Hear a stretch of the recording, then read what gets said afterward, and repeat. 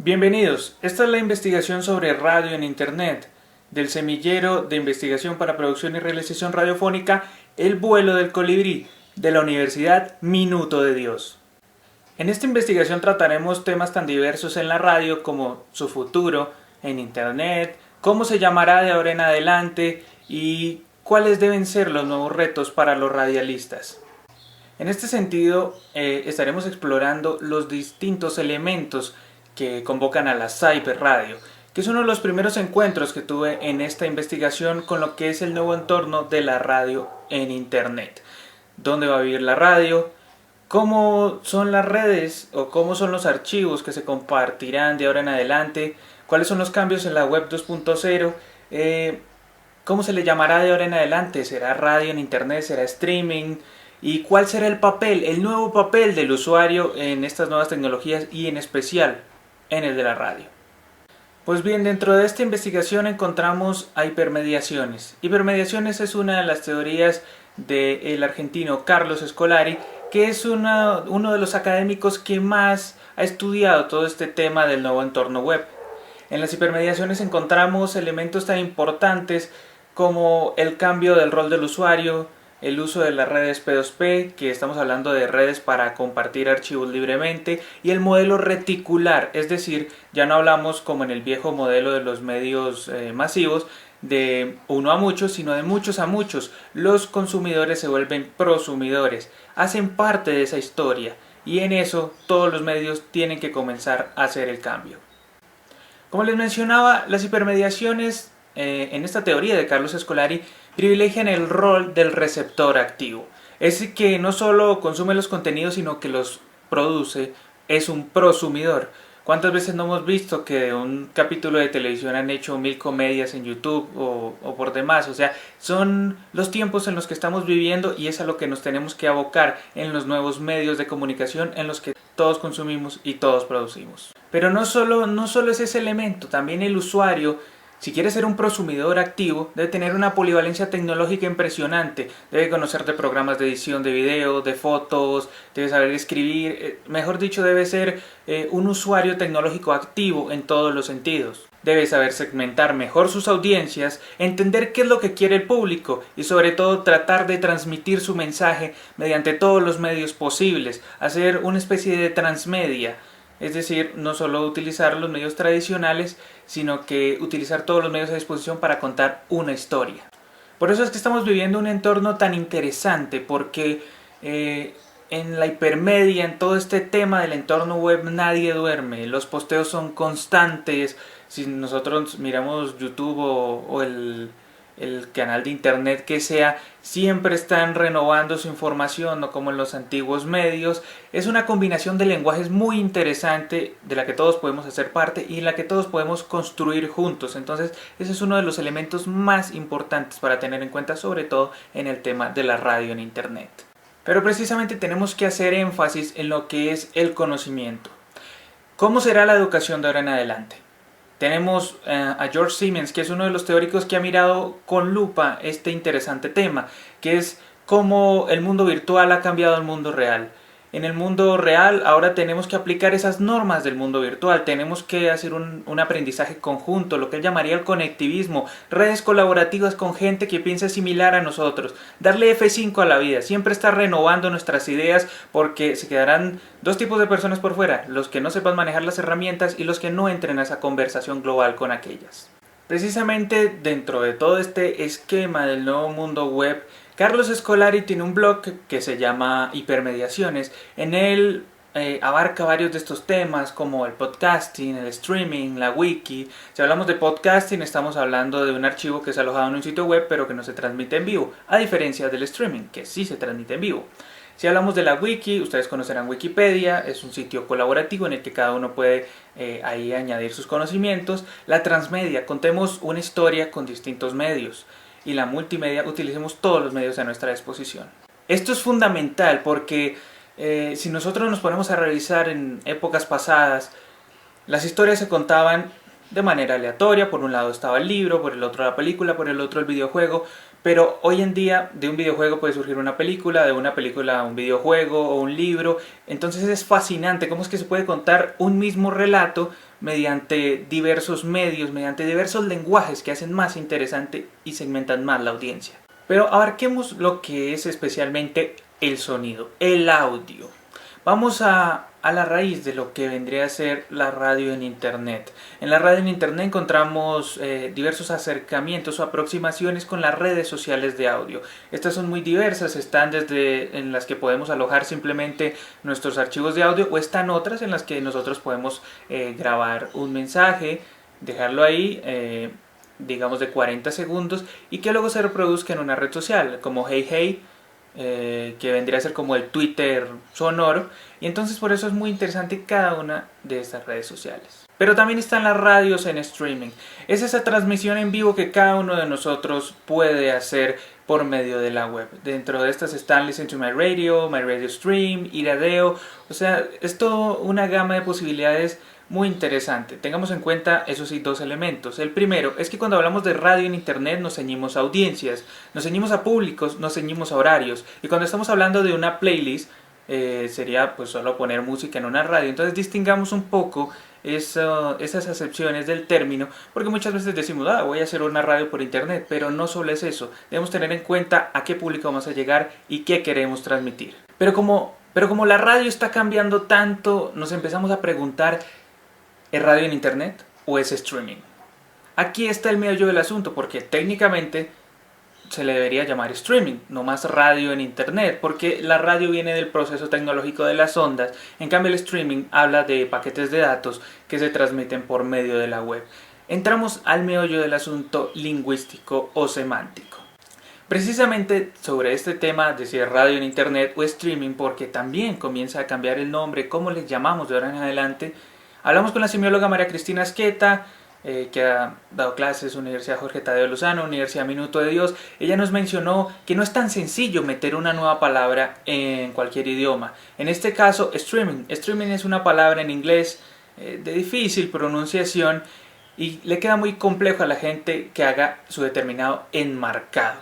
¿Qué quiere decir el enmarcado? El enmarcado quiere decir que una palabra se puede meter en un contexto, pero que necesita un tiempo.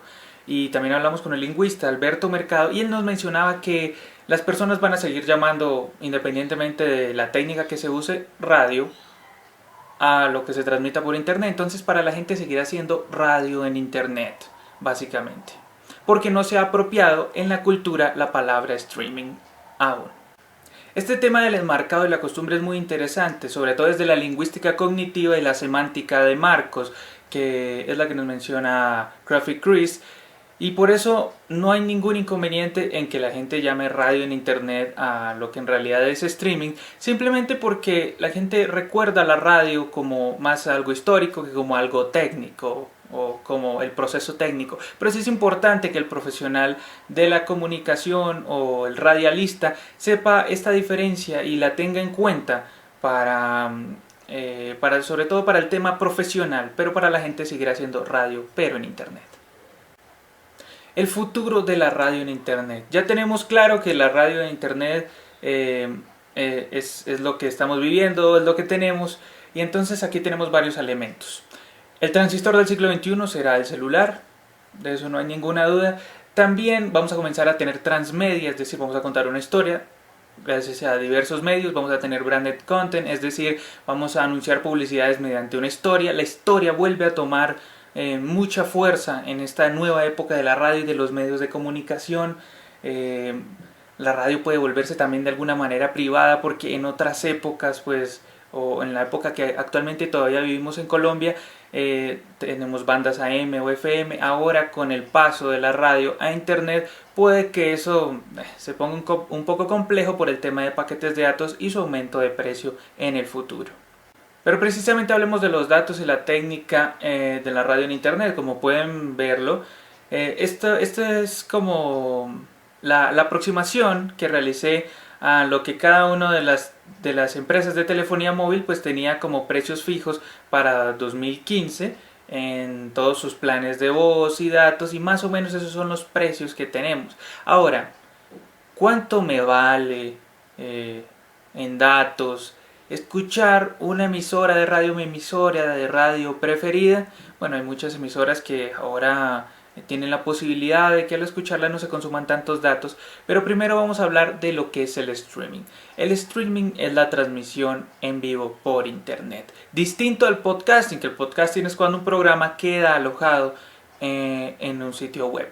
El streaming depende de